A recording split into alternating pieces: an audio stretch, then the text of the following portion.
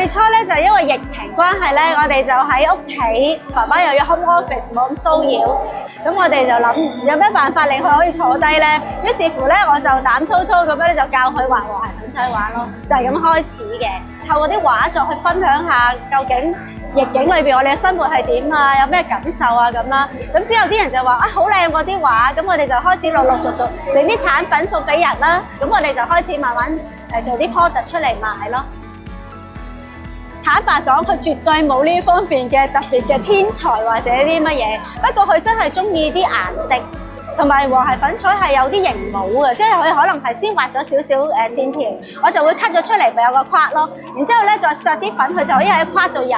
個過程佢覺得好enjoy 到，同埋睇到啲成果，佢覺得好靚。原來我畫畫都咁靚，佢就開始有啲自信咯。咁跟住做 product 咧又好開心㗎喎，因為你將嗰啲產品做咗唔同嘅嘢啦，咁你會覺得啊原來可以咁多樣性。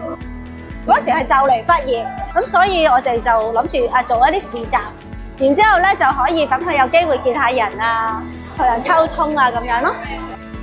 自閉症嘅小朋友咧好受環境影響嘅，有啲市集咧會逼啦，冇而家呢啲咁舒服啦。咁其實佢最初咧係忍受唔到㗎，咁但係咧透過咁樣越嚟越多次嘅體驗咧，佢會 enjoy 到啦。咁同埋咧又開始而家有當值嘅時間俾佢嘅，咁係慢慢俾佢有嗰種工作嘅概念。咁同埋我哋每一次出市集咧，我哋都會叫佢拍宣傳片嘅，咁我會教佢去做簡單嘅介紹啊，講少少我哋嘅產品啊，咁等佢覺得即係呢樣嘢係屬於佢自己嘅。咁樣訓練底下，佢已經望鏡頭好好啦，會望住人傾偈啦，咁所以對我哋係好大嘅得益。